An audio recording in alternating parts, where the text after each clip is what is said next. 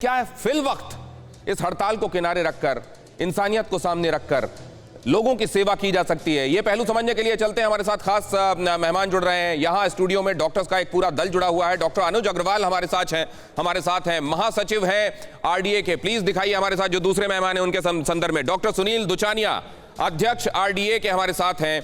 Doctor अभय गुप्ता, प्रतिनिधि हैं RDA के।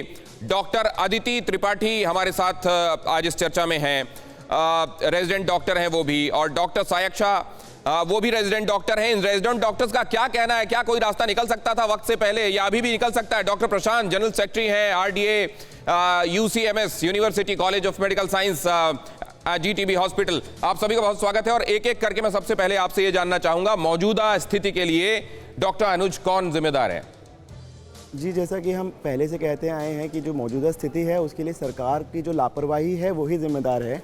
सरकार को इस मुद्दे को कि देश भर में जो अस्पताल हैं उसमें डॉक्टर्स की कमी है।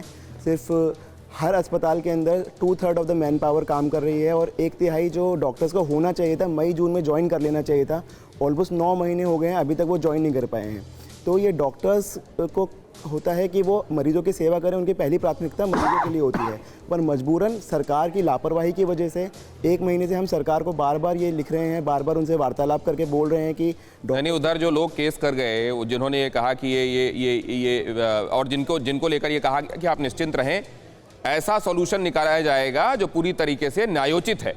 अब अगर जल्दबाजी में कुछ कर दिया जाता तो क्या उनके पॉइंट ऑफ व्यू से भी चीजें सोची जा रही हैं? डॉक्टर सुनील जी, बेसिकली जैसे सबको पता है कि नीट पीजी काउंसलिंग अभी तक डिले कर दी गई है। हमारे 40,000 रेजिडेंट डॉक्टर घर पे बैठे हुए हैं। तो इस कंडीशन को जब पूरा देश एक थर्ड वेव जो ओमिक्रॉन की आने वाली है और उसके जो सोल्जर्स है वो घर पे आप उनको बिठा देते हो, उनके लिए कोई केयर नहीं करते हो। आप जो भी इंफ्रास्ट्रक्चर है हॉस्पिटल में वो डेवलप कर रहे हो, लेकिन उसको काम कौन करेगा?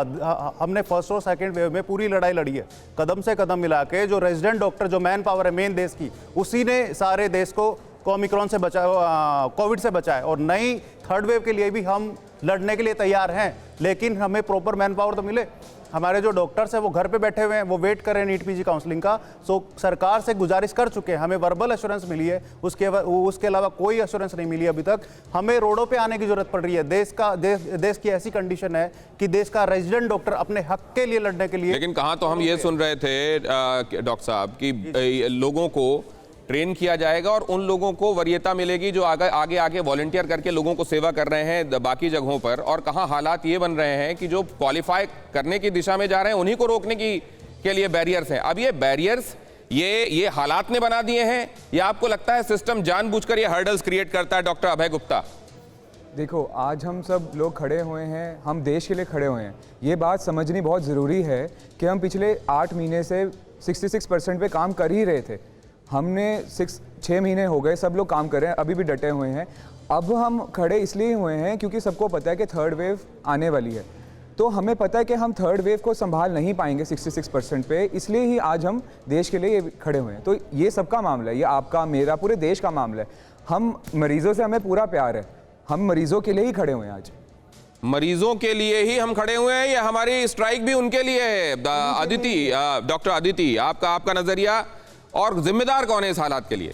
देखिए, स्ट्राइक तो हम अपने मरीजों के लिए ही कर रहे हैं। हम अपने, जितना मरीज खुद के लिए करता है या जितना उसके तीमारदार करते हैं, किसी भी अस्पताल में जो रेजिडेंट डॉक्टर उस मरीज की देखभाल करता है वो सबसे ज़्यादा उस पेशेंट के लिए भागता है। अपने खुद के मील्स, अपने खुद के वॉशरूम ब्रेक्स, सब कुछ सैक्रिफाइस करके हम अपने मरीजों को केयर देते हैं, क्योंकि हमें पता है कि हमारे गवर्नमेंट हॉस्पिटल्स में स्टाफ की अभी बहुत ज़्यादा कमी हो गई है। एक बैच जो पास आउट हो चुका है उन्हें रिलीव कर दिया गया है और नया बैच आने में देरी हो रही है। तो इसके कारण जो मैन पावर कम है उसको कॉम्पेंसेट करने वाले भी हम ही हैं।